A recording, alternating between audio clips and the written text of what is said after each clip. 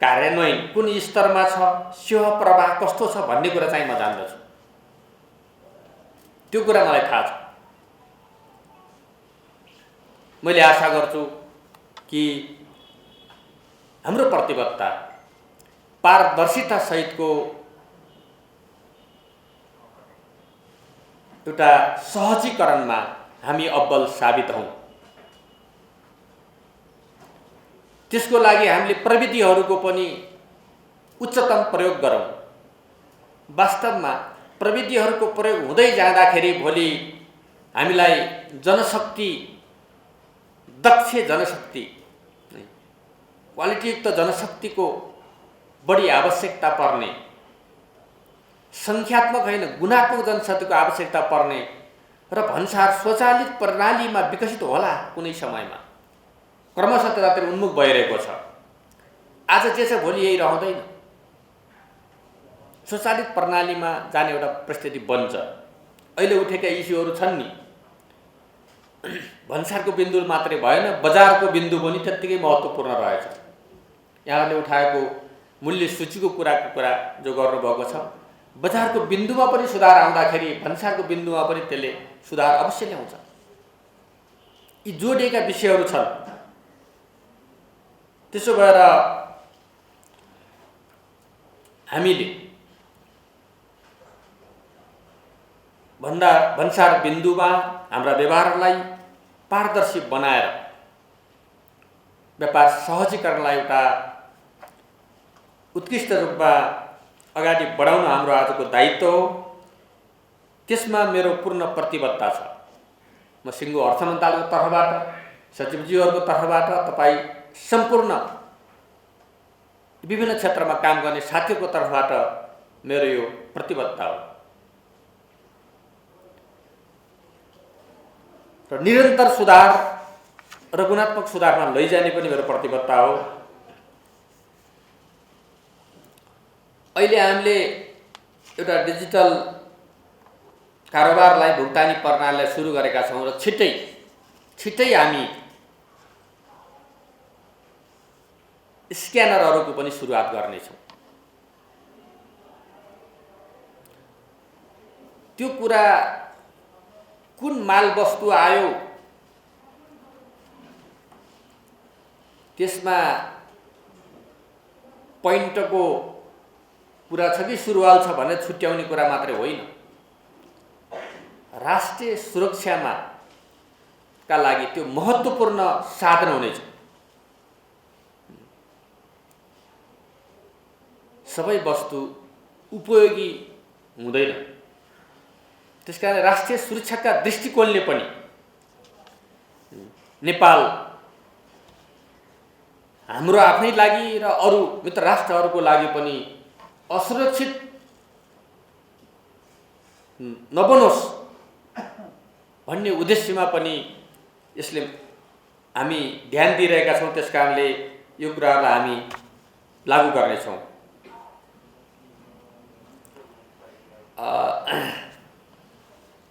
अब अन्तर्राष्ट्रिय मूल्य श्रृङ्खलाको कुरा पनि छ।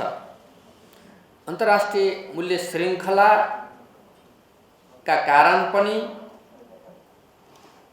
हाम्रा भन्सार बिन्दुहरूमा त्यसलाई पनि सहजीकरण गर्दै भन्सार बिन्दुहरूमा उत्पन्न हुने अवरोधहरूलाई हटाउने, वैध व्यापारको सहजीकरण गर्ने,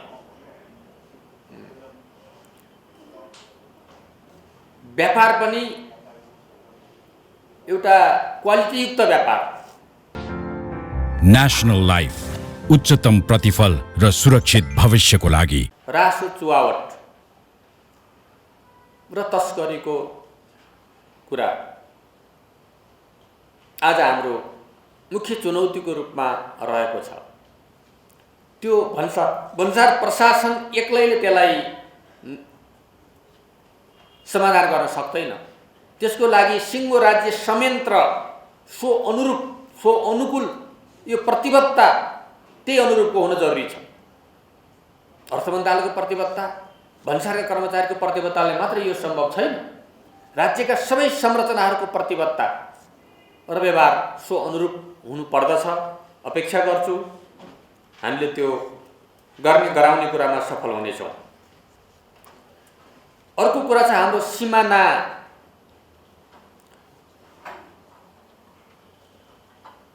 का सुरक्षाहरू र सिमानाको पारको व्यापारको व्यवस्थापनको कुरा, त्यो व्यवस्थापन कसरी गर्ने? खुला सीमा छ, जानेरबाट जसरी पनि मान्छे अथवा सामान आयात र निर्यात भइरहने परिस्थिति छ। त्यसकारण यो सिमानाको व्यवस्थापकीय कुरा पनि अर्को चुनौतीको रूपमा रहेको छ। दुई देश बीचका सम्बन्धहरू हामी भन्सार मात्रै नभएर दुई देशको सम्बन्धलाई सहजीकरण गर्ने, राम्रो बनाउने अर्थमा पनि भन्सार प्रशासनको काम हुने भएको हुनाले दुई देश बीचको सम्बन्ध र दुई देश बीचका स्वार्थहरूको तालमेल पनि त्यत्तिकै महत्त्वपूर्ण कुरा हो। हामीले भन्सारलाई आयात एउटा गर्ने बिन्दुको रूपमा मात्रै नभएर निर्यात गर्ने एउटा वृहत स्टेसनको रूपमा पनि हामीले लिनुपर्ने आवश्यकता छ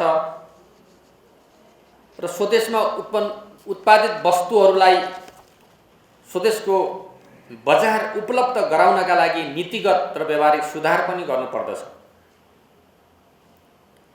हाम्रो झन्डै 50% को हाराहारीमा भनौँ न अहिलेको राष्ट्रको जुन योगदान भन्सार क्षेत्रबाट भइरहेको छ, त्यसलाई अन्य क्षेत्रबाट पूर्ति गर्दै यसलाई कम गर्नुपर्ने, हाम्रो मतलब आयातमा लाग्ने करलाई कम गर्ने कुरामा हामीले जोड दिनुपर्ने आवश्यकता छ।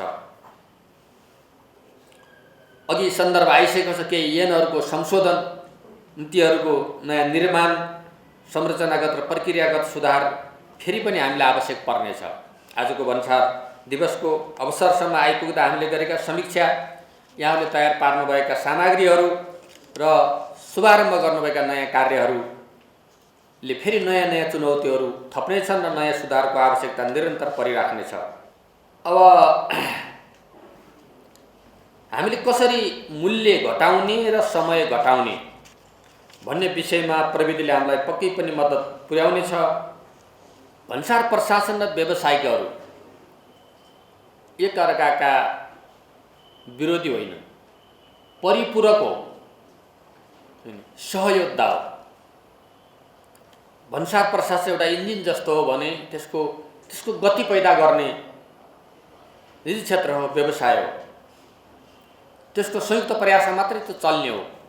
त्यसकारणले हामीले एक अर्काको मर्मलाई, एक अर्काका जिम्मेवारीलाई बोध गर्ने हो भने हामी झन्झट रहित सरल ढङ्गले यसको सहजीकरणको प्रक्रियालाई हामी अगाडि बढाउन सक्छौँ। कारोबार मूल्यको बहस जायज छ र त्यो बहसले उठाएका प्रश्नहरूको उत्तर हामी अर्थ मन्त्रालयले दिनुपर्छ, भन्सार विभागले दिनुपर्छ, नेपाल सरकारले दिनुपर्छ।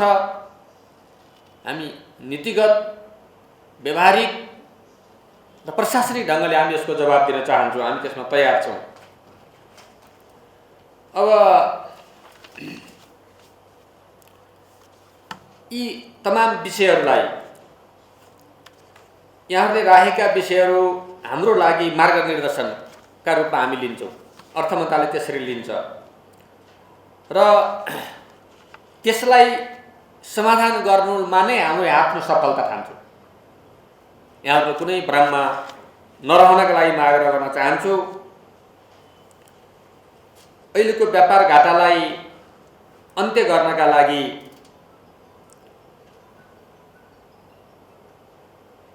उत्पादन वृद्धि गर्नका कच्चा पदार्थ वा औजारहरूको आयातको हामी स्वागत गर्दछौँ र त्यसले यहाँको रोजगारी सृष्टि गर्ने, उत्पादन वृद्धि गर्ने कुरामा महत्त्वपूर्ण योगदान गर्नुपर्छ भन्ने लाग्दछ। अहिले पनि आयातको करिब 50% 53 यस्तै कति % अहिले छ। सम्पूर्ण आयातको 33% कच्चा पदार्थ र इक्विपमेन्टहरूको आयातमा नै लगानी भएको रेकर्ड हामीले हेर्दा हामीलाई के विश्वास छ भने त्यो आयातले अब हाम्रो अर्थतन्त्रमा उत्पादन क्षेत्रमा महत्त्वपूर्ण योगदान गर्नेछ भन्ने हामीले विश्वास लिएका छौँ। हुन त कतिपय मान्छेहरूले जनतालाई भ्रम दिने र अर्थतन्त्र पुरै चौपट भइसकेको नेपाललाई पुरै आर्थिक रूपले एउटा डामाडोल बनाएका जस्ता दुष्प्रचारहरू पनि गरिएका छन्। अर्थतन्त्रका पछाडि आजको दिन मात्रै जिम्मेवार हुँदैन। हिजोका नीति नियमहरू, हिजोका ऐन कानुनहरू, हिजोका हाम्रा व्यवहारहरू, हिजो हाम्रा लगानीहरूको परिणाम भोलिका दिनहरूमा, आजका दिनमा र भोलिका दिनमा व्यक्त हुँदै आउने हो। परिणामबाट यी सबै प्रक्रियाबाट अर्थतन्त्रमा परेका चाकहरूलाई हामी हटाउँदै सहज अवस्थामा लैजान सक्छौँ भन्ने कुरामा म विश्वस्त छु। त्यसकारण म सबै व्यवसायी साथीहरूलाई तपाईहरुको विरुद्ध कुनै त्यस्तो तपाईहरुलाई अप्ठ्यारो पर्ने नीति निर्माण हुने छैन र हुन दिइने छैन। तपाईहरु ढुक्क भएर आफ्नो व्यवसाय पेशालाई अगाडि बढाउनुहोस्। तपाईहरुले कसैलाई तर्साउन खोजेको छ भने त्यो कुरा नेपाल सरकारलाई, अर्थ मन्त्रालयले मान्य हुने छैन भन्ने कुरा म स्पष्ट रूपमा भन्न चाहन्छु। र व्यवसायी र बैंकिङ क्षेत्रको बीचको अन्तर सम्बन्धलाई एउटा सन्तुलित र सहकार्य र सहमतिमा जाने खालको वातावरण बनाउनका लागि पनि हाम्रो प्रयास जारी रहनेछ र हामीले गरिरहेका छौँ। किन एकले अर्काको समस्या र चुनौतीलाई बुझिएन, मर्कालाई बुझिएन भने त्यहाँ अर्थतन्त्रमा ठुलो सङ्कट पैदा हुन सक्छ। त्यस कुरातिर त्यसलाई सन्तुलन गर्ने कुरा पनि हाम्रो ध्यान पुगेको छ। हामी छलफल गरिरहेका छौँ, त्यसलाई हामी सहजीकरण गर्नेछौँ। र रेमिटेन्सलाई फर्मल च्यानलबाट ल्याउनका लागि विभिन्न उपायहरू मैले भनिसकेँ। हामी 2-3 खालका उपायहरू, उहाँहरूको सञ्चय कोषको कुरा, उहाँहरूलाई यहाँ आय बापतको थप हामीले केही प्रोत्साहन दिने कुरा, अथवा उहाँहरूले पठाउने शुल्कहरूलाई घटाउन सकिन्छ कि भनेर त्यतातिर हामीले अध्ययन गर्ने र त्यसलाई निर्णय गर्ने कुराहरूमा हामी लाग्ने कुरा पनि म स्पष्ट गर्न चाहन्छु। यस अर्थबाट समग्र आयातहरूलाई केही नियन्त्रण गर्नका लागि गरिएका केही तत्कालीन प्रयासहरू छन्। ती प्रयासहरू तत्कालको लागि हो। त्यसलाई फेरि एउटा प्रक्रियामा गएर त्यसलाई सहज वातावरण हुँदाखेरि त्यसलाई त्यही रूपमा राखिरहँदैन।